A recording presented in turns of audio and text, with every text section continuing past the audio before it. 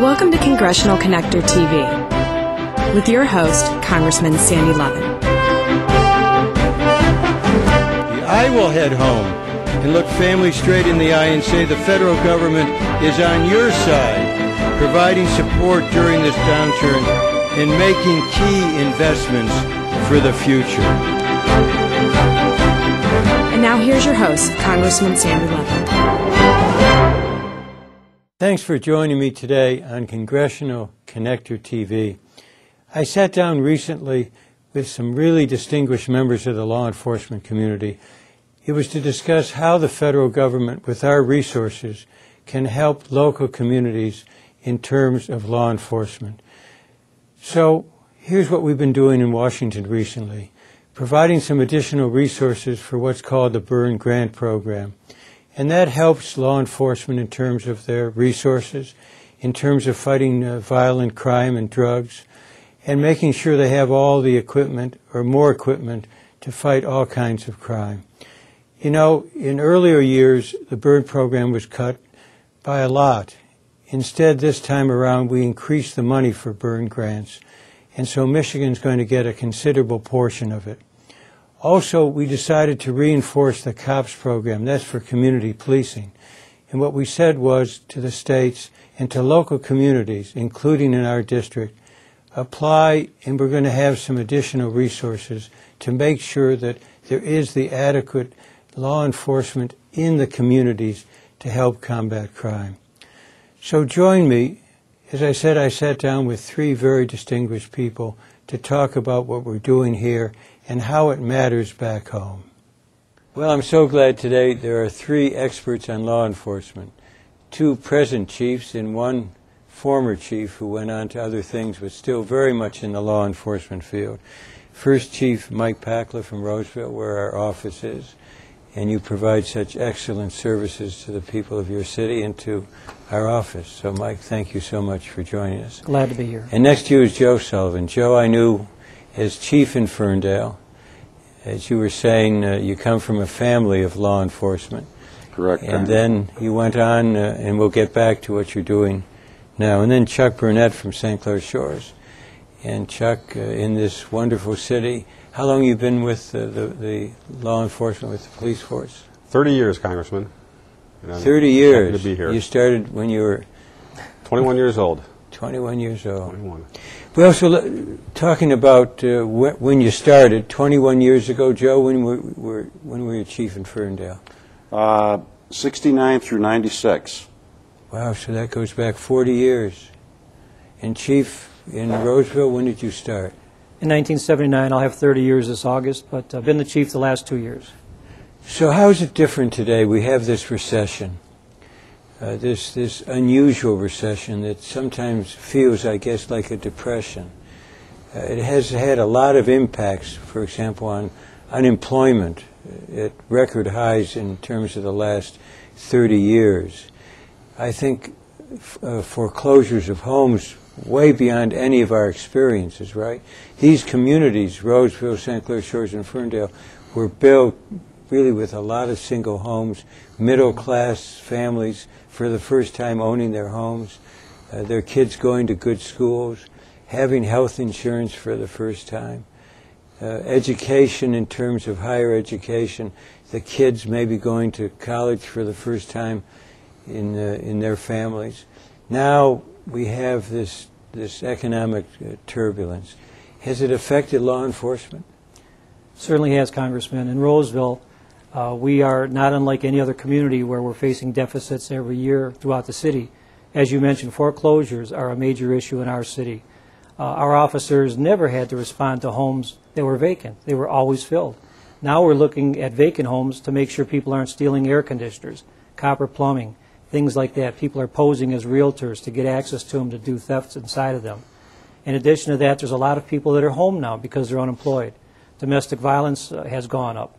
A lot of people are not paying their taxes, they're not paying their car insurance. So our officers are finding a lot more people just aren't willing to spend money for those items. They'd rather put food on their table than pay those items. And so we're encountering a lot more people. Our arrests are up. And a lot of our costs on budgets are constrained because 80% or so is for personnel costs. So to get anything additional, whether it's equipment or technology, we always look for a partner, and that would be the federal government. And in your case, we do look towards you to help us to obtain monies for technology or upgrading equipment. Because your personnel level is lower than it was some years ago? That's correct. We've had a reduction in staff. And in St. Clair Shores, and then we'll get back, Joe, to your work on a broader geographical basis. The picture in St. Clair Shores? Congressman, the picture of St. Clair Shores is probably about the same as it is in Roseville. We're finding families as well that they're out of work. Domestic violence calls have increased. We're seeing increased calls when it comes to theft of property, identity theft. There's a lot of fraud.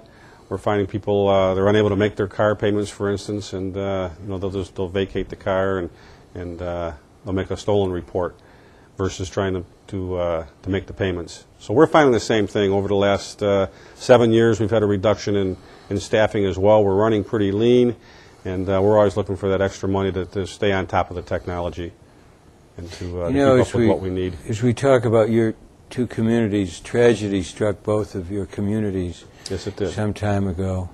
The accident, the horrendous accident in Roseville affecting kids in St. Clair Shores. And we know law enforcement went there as quickly as they could. But the stress factor in family life is increased, as you mentioned, and unrelated to that horrendous accident.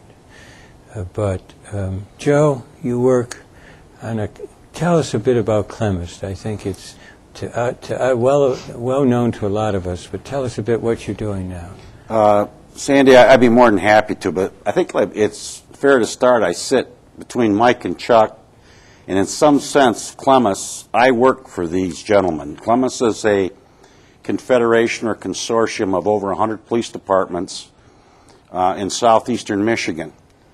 It expresses a bottom-up management and a governance approach, but importantly, to align with federal dollars, it expresses the value of the economics of scale. One can achieve a lot more by centralizing the services and providing those services, and we essentially provide those services across 5 counties. The other issue that's important to talk about, because the federal government has made a huge commitment across the United States, is infusion centers. In order to increase the safety of the citizens of this country with external threats, data needed to be aggregated at certain points, both federal, local law enforcement primarily, as well as corporate in the movement of goods. So what Clemist has expressed is 40 years of fusion, 40 years of independent government support, governance by primarily the chiefs of police, now fire, courts, prosecutor's office. And I may say is that I feel very comfortable to sit with you. Going back to 1998, President Clinton's crime initiative, crime bill to put 100,000 police officers on the street, and you were extremely instrumental in sharing our vision and helping us get the largest single COPS grant in the United States. That was $23 million. What's very interesting about that is often is the assertion of waste and sometimes dollars being thrown at issues. That COPS grant funded 43 law enforcement agencies. That would be about 3,400 officers that it was serving. What we were able to do with those dollars, in fact, was instead of serving just 43 police departments, we're now serving over 100 with the same dollars. We are not only doing that at the scale of the increase in the success, but we're using this economics of scale and allowing this aggregation and centralization of data that serves and increases the safety both in neighborhood terrorism, those crimes that both chiefs talked about, and if I may very quickly talk about your districts in Michigan. What's most telling is I read in Time magazine that the unemployment rate in southeastern Michigan and Michigan in general is the same level it is in a third world nation that we're all familiar with called Iran. the collateral impact of unemployment, lost hope, lost revenue is exacerbating law enforcement across our footprint. And not only that, while that's going on, they're forced to reduce their staff. In addition to that, what these chiefs are facing is the state government is in economic crisis, and one of the movements they're going to take is to release 5,000 prisoners adjudicated and serving time in the state correctional system. Well, with what we know about recidivism, probably between 3,500 and 4,200 will be back in their stations under arrest. Unfortunately, they'll be committing crime, hopefully not hurting citizens in the meantime. So they have less manpower, and they've got more problems. So the dollars that are brought to them through burn grants and other federal grants like COPS more are not only enhancements but critical at this time of need while they're under stress. And I have tremendous not only empathy and support their technology needs, but I admitted that I don't think I saw such a stress period of time in my 29 years in law enforcement as that they're currently enjoying, and they have my admiration. And the pressure on personnel,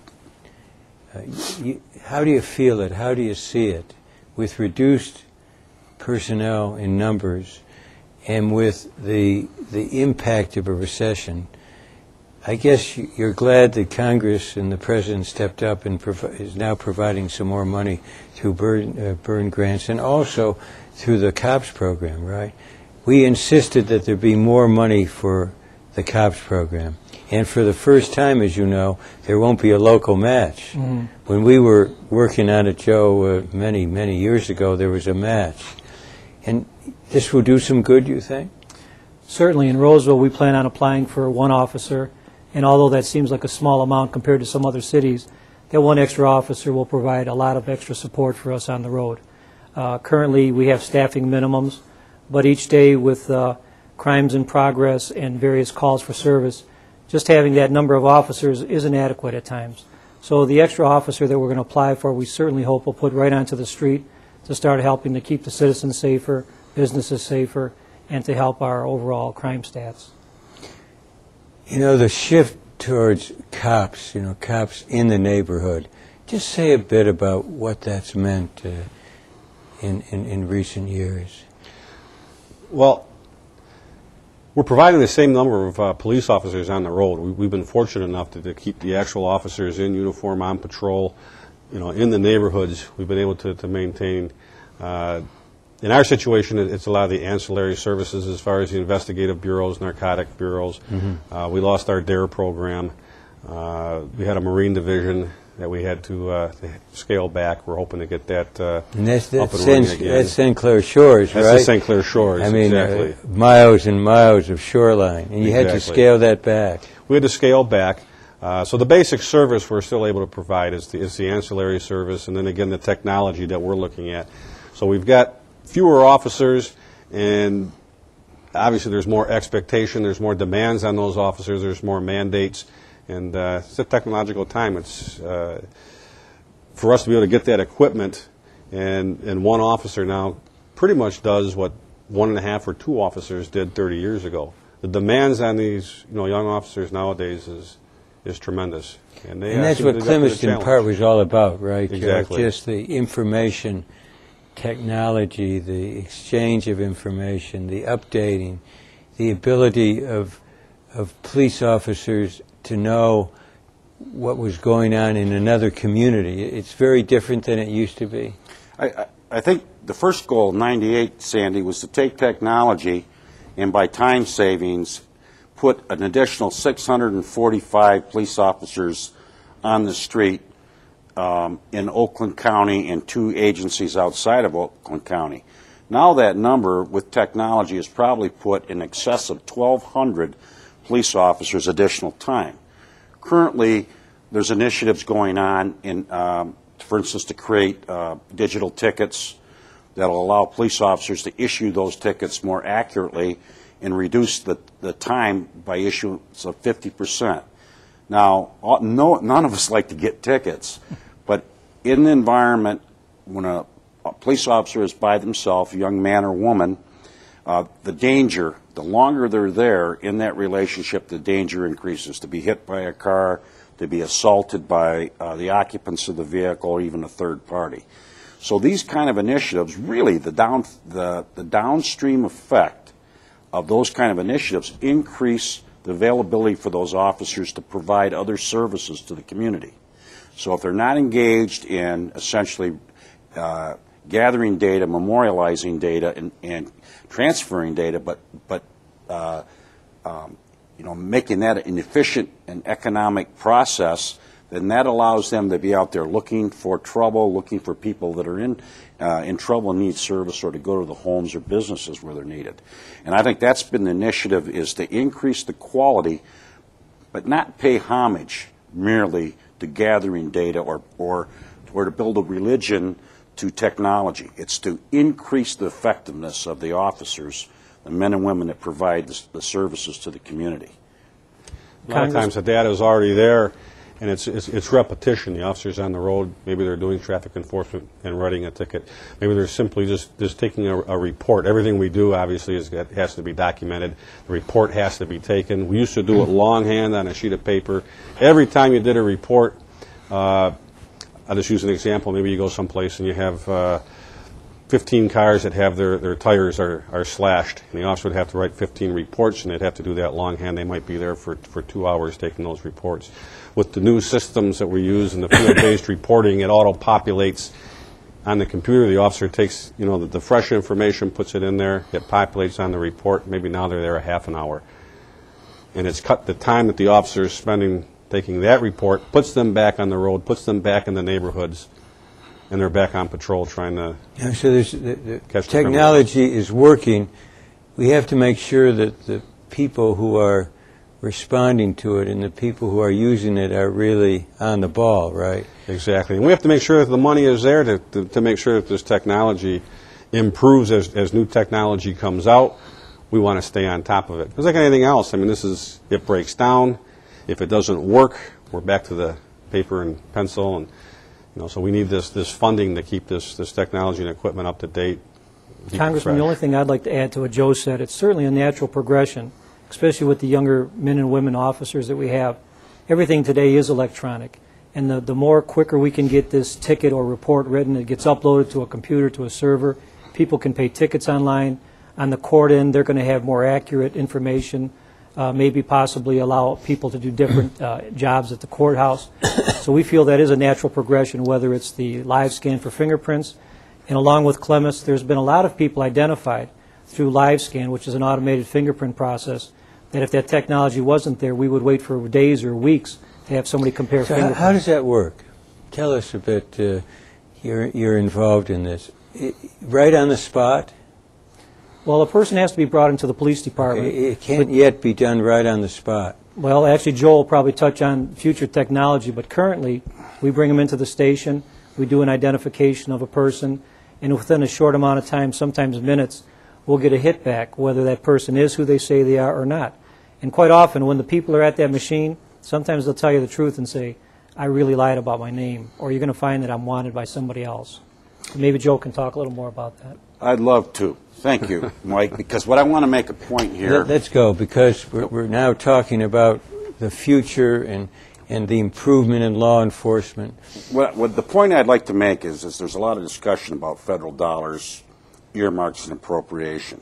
Last year, through the efforts of our representative, including Congressman Levin, we had an appropriation.